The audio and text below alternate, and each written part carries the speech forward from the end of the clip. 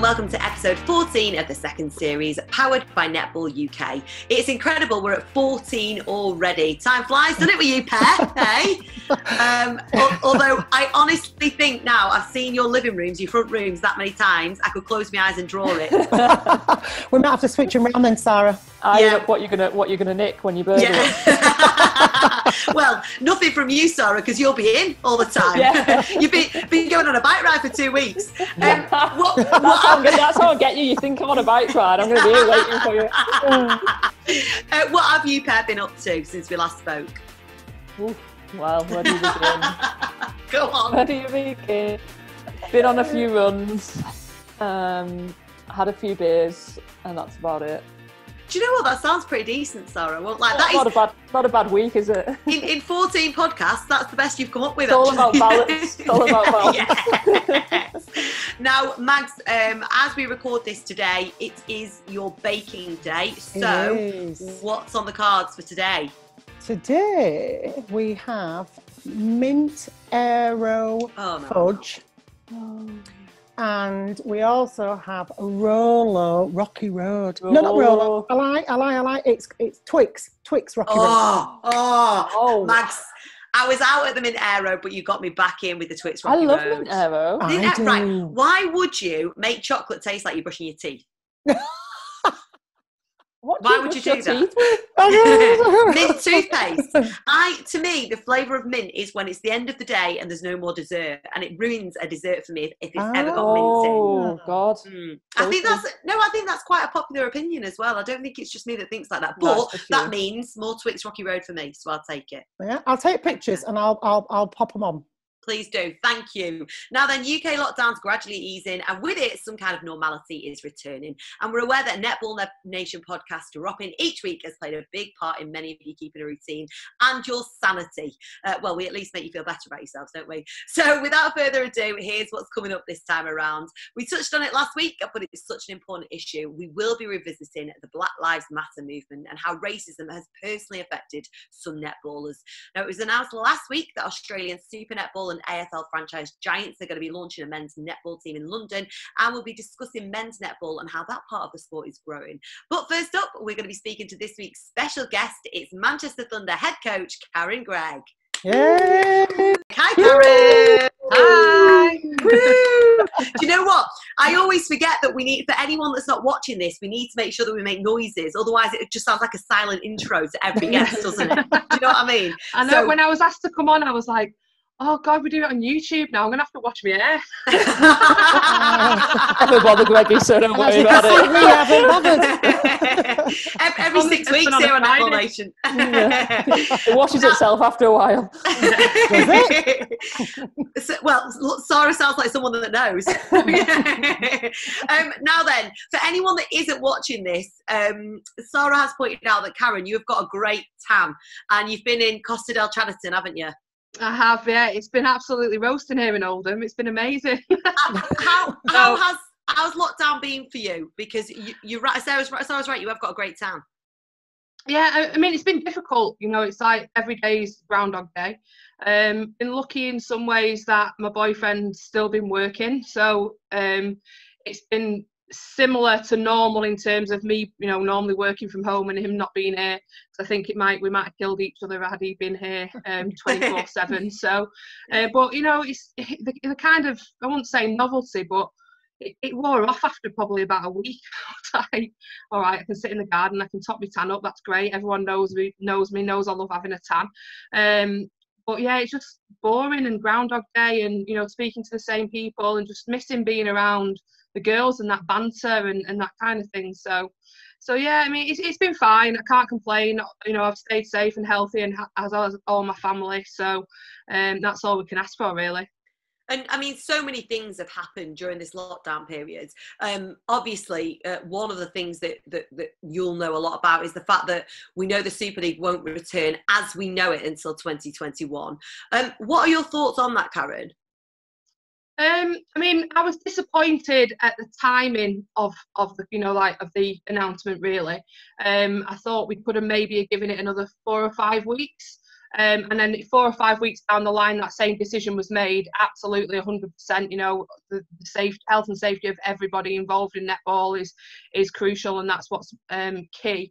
I just think as we've started to come out of this lockdown and seen the decisions that the government and the guidelines that England Netball are starting to release, it would have just been interesting to see if anything potentially could have happened over that summer period. And, you know, I guess now we'll never know. But, you know, as I said, the ultimate thing is the health and safety of everybody. Just disappointed with the timing of it, really.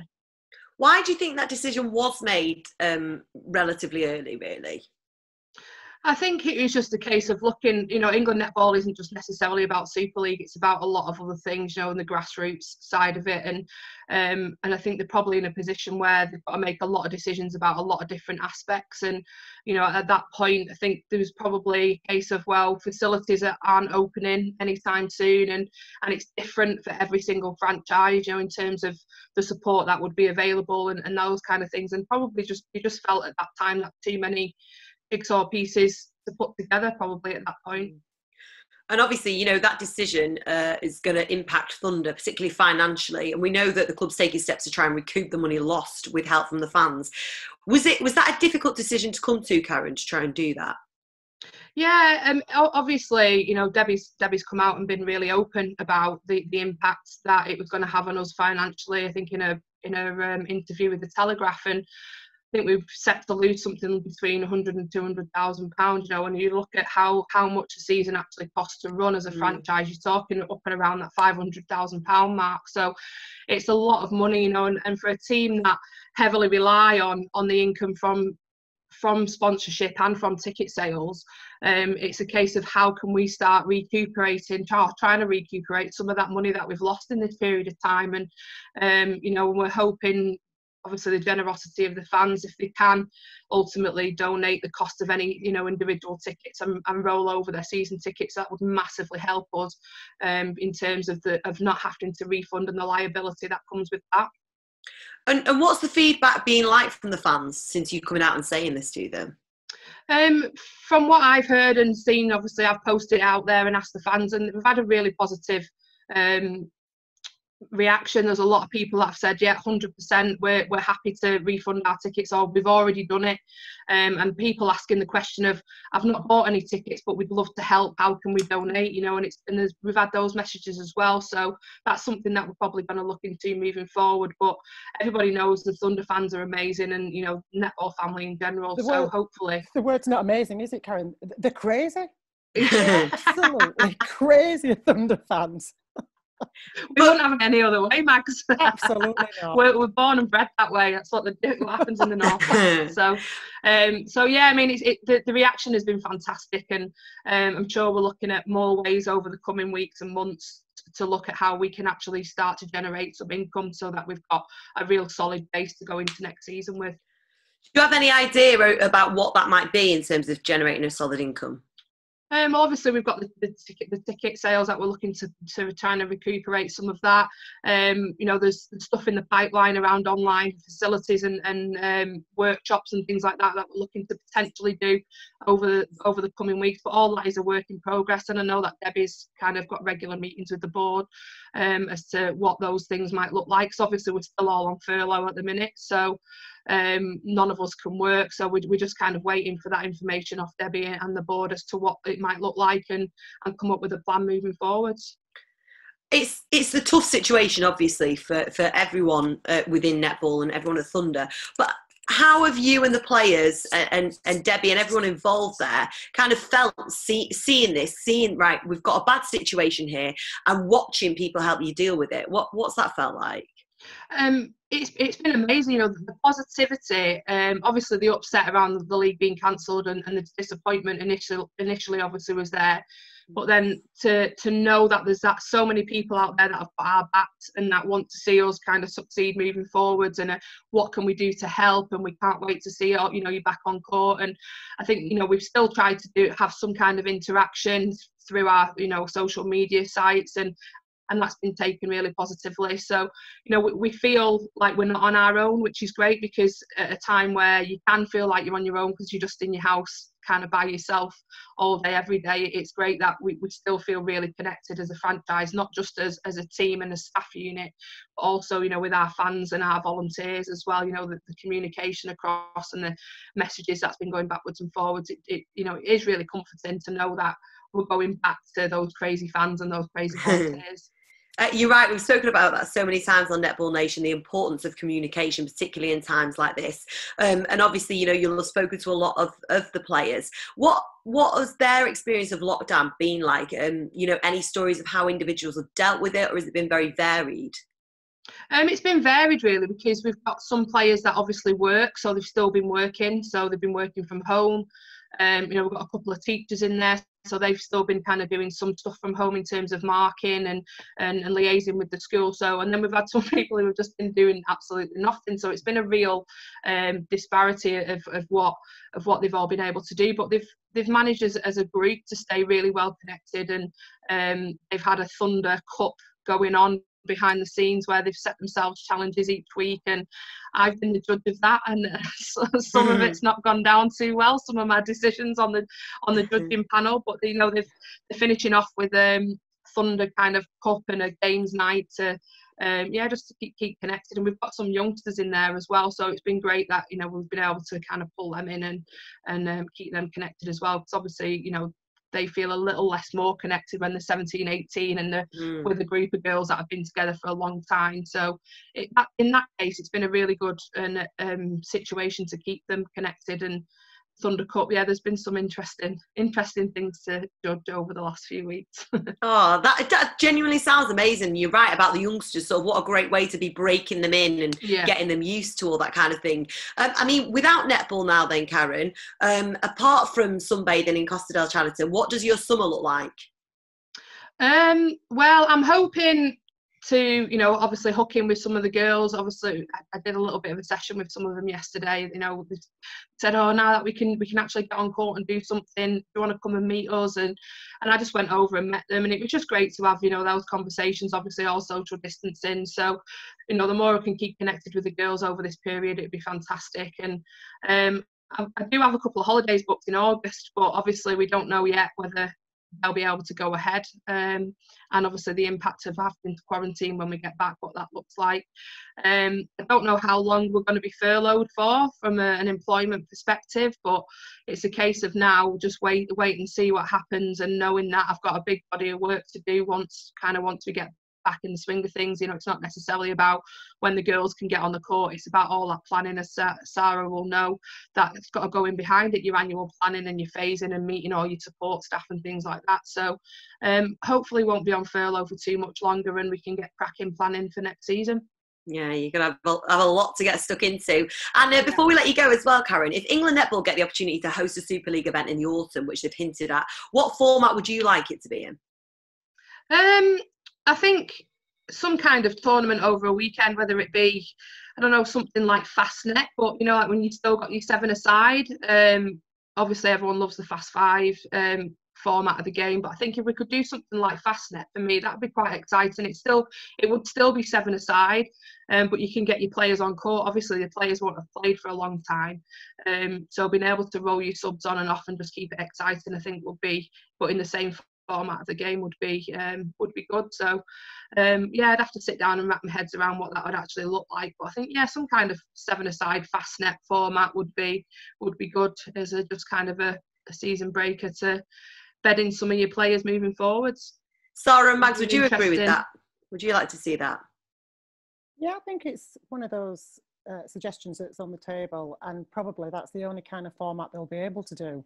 I mean, if they're going to do it through the summer, you know, maybe, I don't know, September, October time, you're not going to have your overseas players, are you? So I suppose for somebody like you at Thunder, you know, you've got a lot of homegrown talent, and so you've got plenty. It's that Thunder machine, isn't it, that just keeps pushing them through. So, you know, you're not going to have a problem, you know, putting out players. It may obviously be a bit of a disadvantage for some of the other franchises, who knows? But I think that's the only kind of format that is possibly doable, a tournament later in the year. And I mean, I think it'll be important as well, don't you, Karen, for the fans to see some kind of netball, some elite netball here. Oh, massively. You know, I look at it, and you know, we've had so many questions and conversations over the last few weeks around the fact that there is no women's sport pretty much happening now. Everything seems to have been cancelled, which is really disappointing. And I think in some ways that's why I'd have loved to have seen something happen for the Super League. I think it would have been great to go, here's netball, and to really branch out to some new supporters that love watching sport just because they're sports fans. And it would have been great to try and kind of engage and get them on board and show them what netball is about. So if we can get something happening in October, I'm sure that like the media out there are crying out for some kind of live sport that they can actually show and report on. It would be fantastic. It really would. Yeah, Before we go on, Max. I was going to say. If you can think back to when you had that first super opening day of the season where all 10 teams played, and it was at the central venue, and there was the sharing of the profits from that particular game, or the games that were played on that opening day. So for both Sarah and for Karen, you know, if we are able to get some sort of a competition, let's be right about this, you know, all franchises need to try and grab back some finances from somewhere. Would you envisage it being very similar to that opening day where the money gained is shared with the franchises rather than maybe sitting in one particular pot? Yeah, I think that would be ideal. I think the problem is though, if you've not got a crowd, you're not actually making any money. So if we take September, October, for instance, unless you can pack an arena like we did in Birmingham, and you can have a crowd, there won't be any money attached to that, which is a tough one, because we don't know what's going to happen. We don't know if by that point things will be back to somewhere close to normal, or will have gone backwards and will be, you know, where we are still now. So I think it is a tough one trying to make those decisions in advance now, because you're trying to predict. And I think in theory that would be amazing. You put on like another Super Saturday and each franchise gets a cut of the profits and it helps everyone out. But in reality, if you've booked a massive arena and then you can't have anyone in it, it's a problem. How about Sky? I mean, ladies, I don't know whether or not, you know, there's any sort of deal with Sky that obviously show all the games, and I don't know whether or not there is a deal that could be cut with them, that if people paid to maybe watch it, you know, and even if it's only a £5 or a £10 to whatever to watch all those games, whether that could be shared with the franchises to give you something back that way. Yeah, I mean, that'd be amazing. Like, that's one of the things that I have kind of been chatting about with, you know, people. Could we have some kind of subscription for a competition, which would be amazing? And as you say, a minimal fee. I'm sure that the netball community over here, and even if it was made available for across in New Zealand and Australia, that people would buy to watch it. Yeah. It would also be great to go down the route of, could we get a sponsor for that event? You know, could we get a sponsor for that event? And I don't know, because obviously difficult times at these times, and a lot of people are making cutbacks, and whether sponsors will be willing to part with the money, you know, at this time would be really difficult. But if there was some kind of sponsor that could put X amount of money in, that could be then divided across the teams, and it was, I don't know, there's a lot of things that probably need to be looked at. Well, sponsors, if you're listening, get in touch. Yeah. Nice little plug there. Well, Karen, thank you so much for talking to us. We know you're on furlough at the minute, but we hope when things are back up and running, well, we know you're going to have your work cut out. You're going to have a lot to get stuck into. Best of luck with it all, and thank you so much for joining us on Netball Nation. Thanks, guys. Stay safe. Take care. Thank you. Take care, Bye-bye. Stay safe. Bye. Bye. Now, men's and mixed netball is growing in the UK and worldwide. We've already got Knights Netball and other big profile men's netball teams. And now, Giants Netball has been created in London to compete in the England Men's and Mixed Netball Association League. So let's dive straight in then, shall we? Sarah, over to you. What do you make of the Australia-based Giants deciding to open up a club over here in the UK? I think it's great in terms of, you know, there's so many Aussies and expats and things in London that I'm sure they'll have loads of players. I don't understand how it works, if I'm being honest. I don't know enough about it. Like, I don't understand what the association is. Like, is it just a name, or is it like are they sharing information. I don't know how the association works, so well, if anyone does know, please feel free to get in touch and let us know, because you're right, I don't think we don't really know what the link is there. No, and I mean, Mag said Joe Harton put a tweet out about it, so she can get in touch and tell us. We should have brought her back on again this week, shouldn't we? I mean, regular feature. Yeah, regular feature. It kind of makes sense, because I think, you see there again, I didn't realise that we had Aussie rules teams in England. And I think it obviously makes sense because the Australians and the Kiwis big on netball, whether it's men's leagues or female leagues. But again, how do you get that affiliation with a team across the water? It can only be a good thing, though. Yeah, no, it's definitely a good thing. And I think it's exciting because there's, like I said, those communities, and you've got a big Australian community in London especially. Those communities will have a lot of players there that are good players and have played a lot in Australia, and will, you know, put some good players into that team and make it competitive, and hopefully keep pushing men's netball forward. Absolutely, which is what we want to see. And do you reckon this is going to open up more doors for cross-country relations in netball, like sharing and loaning players and stuff? Oh, I don't know. I don't think we're quite there yet. I don't think we're quite there yet. I don't know. I think like you look at like the Man City model in football, and that works really well for them because they basically loan their players to all their different clubs. They go from City to New York City to Melbourne City, wherever. But I mean, that's on a much, much bigger scale. But something like that, I think you're starting to see netball sort of cotton onto things like that, with things like Leeds Rhinos and Wasps, and in Australia with Giants and Collingwood and things like that, associating with those other sports, and sports taking it as like an umbrella association. So you never know, we might take over the world soon. Yes. Well, I was going to say that to you, Mags, actually, because Sarah's right. You've got your own initiative, haven't you, at Rhinos? So for you, this must be a positive thing. I think it's a positive. I don't think there are many men out there that would disagree that netball is a female sport first and foremost, but they've clearly seen how fabulous a sport it is. Your netball purists will be clutching their chests now and like gasping, what's going on. But, as females, as women, we fought long and hard for equality. And, we shouldn't feel intimidated by the fact that men want to play. The more the merrier, because it just shines a bigger spotlight, doesn't it, on everything that we're all trying to do.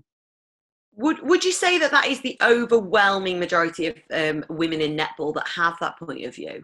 Or are there quite a few that, like you say, the purists that would say, no, we shouldn't be introducing men into the women's game? It's quite a big I don't know everyone. I know. I don't know everyone who plays netball, but why not, Sarah? That's why you're here.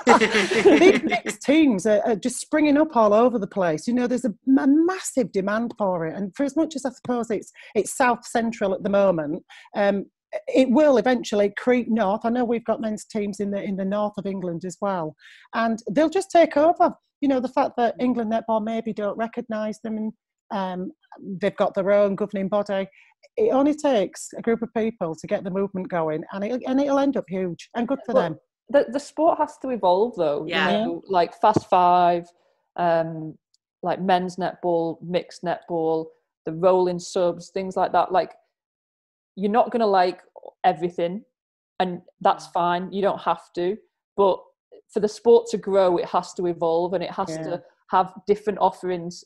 So it covers all, reaches everybody almost. I mean, what's the point in having 50% of the population cast aside by this sport? Like, no, you can't play. What? Like, what sort of like archaic thinking is that? Like, you're reducing the amount of people who can play. You're reducing the amount of people that will care and be bothered and invest time, effort, money into that sport. So for me, I think it's a no-brainer. Like, the more the merrier. Absolutely. I was going to say that as well. If men and boys then have men and boys to look up to who are playing the sport, that can only be a good thing in terms of, netball's popularity. Yeah, and the positive role models as well. I mean, for long enough, I mean, I come from a family of sports men and women, and for long enough, my one of my twin brothers who play professional sport used to say, oh, netball, oh, blah, blah, blah. Tell me a tale about your netball, having to work all night and then get up and go, not even go to bed, have to go straight to netball. And we just had this game against the guys one day, and he said he'd come along and he'd play. And from that day, from playing that one game, he was completely converted, because the crossover between, you know, a ball handling skill, because he played rugby, the footwork, the hand-eye coordination, you know, he said it's absolutely amazing is this game. And he were blowing, which was just the best thing for me, because he said, I'll play centre. It's a crack on, there you go. So, you know, he recognised the, you know, the excellence of the sport, and I think more people who play and the more people who get exposed to it. Absolutely. And I think you saw at like the women's World Cup football, where you had like little boys with like Alex Morgan's name on the back or something like that. How cool would it be to like go to a netball match and have little boys with the t-shirt on with like Houseby on the back, or you know, Guthrie on the back, or something like that. Like it's an incredible sport, and I just don't think we should disregard male influence and getting males involved and engaged with the sport, because that would be massive. You're absolutely right, Sarah. I think it's an overwhelming positive thing from us here at Netball Nation, isn't it? We can all agree. Right then, we're going to move on to very serious matters now. On last week's podcast, we touched on the Black Lives Matter movement, but we thought it deserves a little more exploration on behalf of the netball family. So we're going to revisit the discussion. Now, netball players have taken to social media, personal blogs and media interviews to give their own personal experiences of racism, how it affected them, how it was dealt with, and what work needs to be done. Now, England and Manchester Thunder player Laura Malcolm wrote a powerful message on Instagram. I'm just going to read this to you guys and get your feedback on that. It says, I grew up in an environment where I'd say most believed that racism wasn't present, including myself. I also grew up really wishing I was white. I used to cry about my hair, and I openly said to family members that I would love white skin. I genuinely remember longing to be white. I was too young at the time to know why I felt like that, but now I know it's because of all the microaggressions we experience that you might not even realise happen. I love who I am, and it saddens me to know that I ever felt any different. I love that my white Irish mum ran away with a black man, knowing at the time the criticism she would face and the friends she would lose, but not caring because she knew better. I am proud of who I am, not what I am. Mags, over to you. What do you make of Laura's message, wishing, you know, that she was brought up white? Such a powerful, powerful passage that.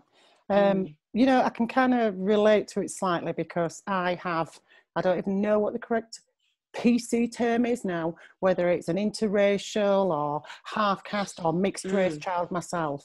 And she's experienced very, very similar things when she was little, you know, wanting to have the long hair. So she'd have like a towel that she'd pop over her hair, you know, so her hair was long, like a best friend who was blonde and white, you know, and the kids at school would play with her hair because it was dark and it was curly, and why is your skin different colour to mine? So we've been there, and, you know, and ignorance of a child is what I would call that. But I absolutely relate to what she's saying, and I can understand why she's saying it, and respect to Laura for being the strength of character that she is, to stand up for her mum and her dad's actions, and the fact that she probably embraces the fact that she's got these two cultures that are brought together. And, you know, she's a beautiful person, you know, and respect to her. But for you, Mags, I mean, do you ever remember, because we've heard so many people coming out and in netball, outside of netball, all over the world, and talk about this, and you know, educating us, because that's what we need. We need educating on this. Do you ever remember having any of those feelings ever? Not through netball. I have had many, many situations in other walks of life, even within my employment. You know, without going too deep, I'll give you an example. So, team day out with people that you've worked with for years, that you respect, and you know, you hope that you gain the respect back from them. And one of the supervisors had had a little bit too much to drink and approached me and said, "You've got 3 brothers, haven't you?" I'm like, "Yeah, I have." Yeah. He said, "So, which one's the drug pusher? Which one's the pimp? And which one's, what was the robber?" Wow. Because of, you know, this perception that he had, that because you're non-white and if you're black and you're a man, you must be, you know, one of those horrific people. And it could be nowhere further from the truth. That's just one instance. Another instance would be, you know, speaking to somebody on the phone and you give them your name. So because my name sounds white and English, when you actually turn up at the door, you can visibly see the shock on their face when it's somebody non-white. Oh, hi, you rung me up early, I've come to see you. You know, and there's no hiding it because, you know, their expressions are there. So that's just a couple of incidents. But I was kind of brought up within a really loving family where, you know, my mother was such a strong woman, single parent due to my dad dying when we were younger. And there were certain values that she instilled in us. And, you know, it was never to be, you know, if somebody speaks to you like that, you don't want to lash out at them. You just try and educate them if you possibly can. And the bottom line is, if you cut me, cut Sarah, cut yourself, we all bleed red, you know. So I don't have a chip on my shoulder. I've learned through adversity, it makes me stronger, and I'd rather educate people than be agitated by people. And, you know, we all have a huge amount of empathy with the people who are carrying out these protests. But we, like we've said before, we will never truly understand. And I want to know, Mags, from you, how does it feel for you watching that unfold, seeing this happen? Because it looks as though there's a ripple of change happening in the world right now. I'd like to believe that there is going to be a ripple of change. You know, we talk about this particular subject matter day after day, week after week, month after month. Mm-hmm. And, you know, there's a lot of genuinely beautiful people out there who really do want to make a change. My experience is that it's the overt discussions are there sometimes just to tick a box, but covertly, people are still harbouring the same thoughts and views, and, you know, have the little corners that they might huddle in to have their true feeling discussions, but because of people's perceptions and the fact that now, you know, it's legislation, you can get yourself in trouble if you're outwardly, you know, racist or incite, you know, racial tendencies or racial views, that they'll just say what people expect them to say. And the difficult thing is for people like yourself, Emma, you know, and, you know, I know that Sarah is obviously, you know, engaged to Stacey, and you only see the two of them together, and you know that, you know, there's a biracial couple there.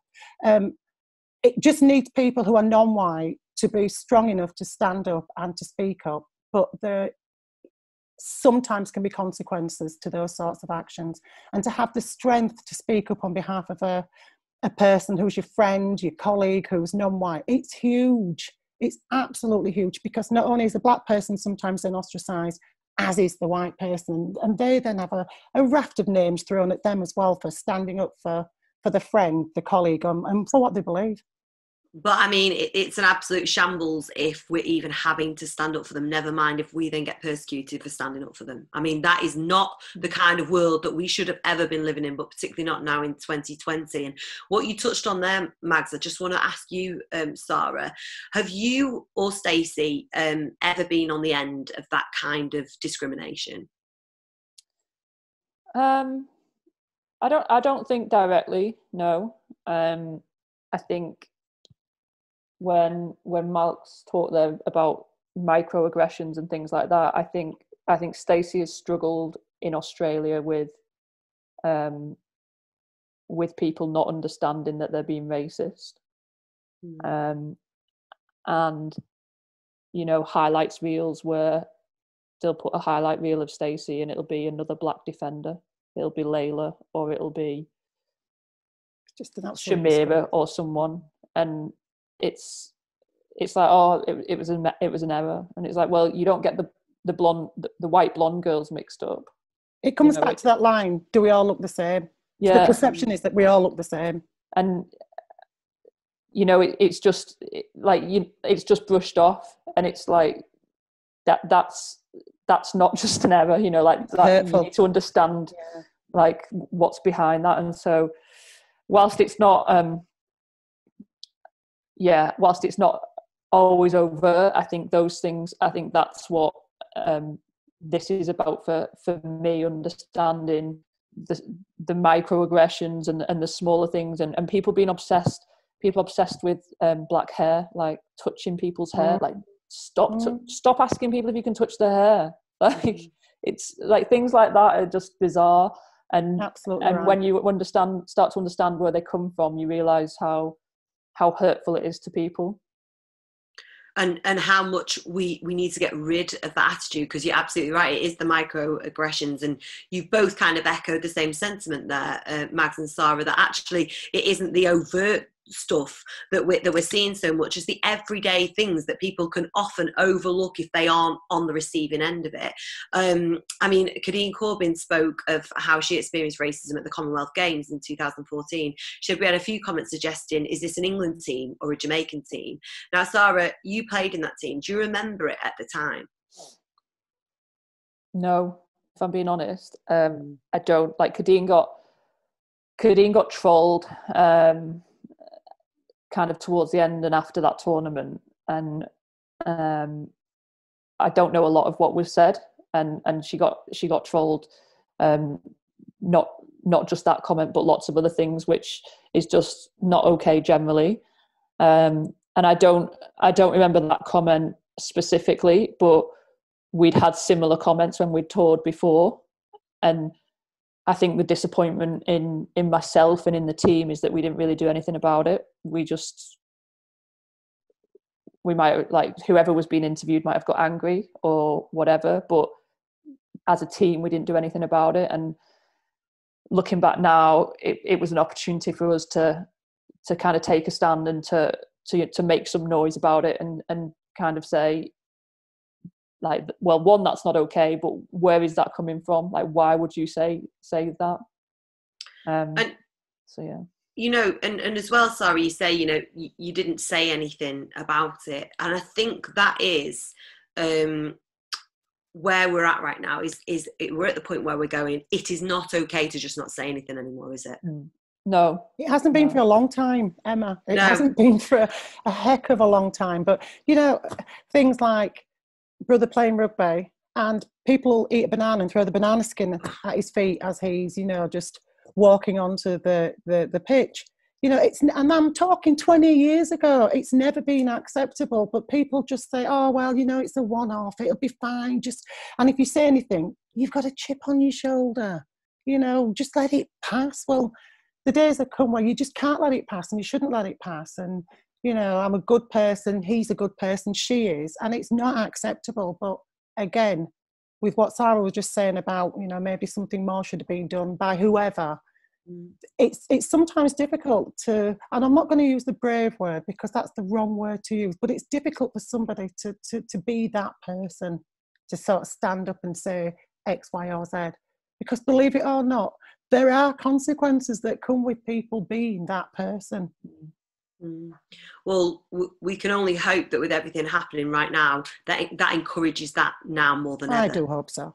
Yeah, and I think I saw a John Barnes interview the other day, which was really good, where he was talking about, yes, there's, you know, in football there's overt racism with things like banana skins and monkey chants and things like that. But he's always kind of come at it from a community point of view, and for him as a player, actually seeing the people of colour in the stands having to get there 5 minutes late, having to leave 5 minutes early so that they weren't caught up in trouble, so that they weren't stopped by police. So all of that stuff, and it's not just about athletes or coaches. It's like, you have to, if we're talking about it from a netball perspective, you have to include the entire netball community. And it's when we talk about it being a systemic problem, we can't ignore the fact that it's still there in netball. How many people of colour of England netball got on their board? How many have they got working for them? How many black coaches have we got, Mags? Like, do you want me to use just one hand? I could maybe put a couple of fingers down. And that, like, all of those problems. So we're going, yes, we don't hear it week to week on a Superleague court, and that's fantastic, but it doesn't mean that netball hasn't got answers. And that it needs to be more inclusive. Yeah. How do you see that happening, Mags? You know, it's a difficult one. Sometimes I think if you didn't actually see people, if you just had like a blank screen and all you did was have the conversation, the communication, let's say we're talking about a job, whether it's for England Netball or wherever, and if you didn't know the name of that individual, you just gave them a name, and then just ask them the same questions you would in a normal interview, and you just accept that person for their experience and the knowledge and what you had heard rather than what you saw, then you might be surprised about how the balance would then tip back in favour of, you know, more females getting, you know, high-level jobs, more people of colour from BME backgrounds. And sometimes I said to my daughter only the other day, you know, if people were blind, then you would just see people as people. You would have no preconceived, and you wouldn't make allowances or differences because of their sex or the colour of the skin. Exactly. So it's a difficult one forever, Emma. And, you know, I think I have to say that things have clearly got better. They have got better. But, you know, people still harbour those thoughts, but they just don't verbalise them now because they know that there are consequences. And, you know, success will be when those thoughts are not harboured. Indeed. That's the place that we should be at right now. Yeah. And do you know what? If you as Netball Nation listeners have been affected by racism or discrimination in any way, or you've got any questions, I know Mags and Sarah will be happy to answer them. So feel free to send them in and we'll get them covered on next week's show. But we definitely thought it was important to revisit that again this week. Now, that's about it for this week's podcast. But as always, guys, have you got any shout-outs you'd like to give? Oh. I love this because you're both shocked every time I ask you every week. I know you do. And you both go, what do I say? Oh gosh. I don't know. I suppose we should be excited that we can now have 6 people. Woo! You know, training together. Yeah. 5-1. 5-1, isn't it? So 5-1. Anyway, the fact of the matter is that we're actually being able to have some sort of contact with athletes outside, and it's hopefully a sign of the times that we're moving forwards and we can get back to some form of normality. Yes, it is. What about you, Sarah? I've got nothing. Nothing at all. Not a thing. No. No, I think my brain's actually going to mush as well this during isolation. So during what? I was like during this COVID isolation. During this dark time. Well, do you know what? We'll do a shout out for you. Shout out to Sarah, who has been doing some runs and drinking beer. Preaching balance, Sarah. Balance, yeah. Always. Yes, and thank you so much to you guys for listening as always. If there's anything you want us to cover in future episodes, get in touch at My Netball Nation. Thank you so much for listening to Netball Nation, powered by the brilliant people at Netball UK. Have a belting week, and we'll see you next time. Thanks, girls. Bye. This is Netball Nation.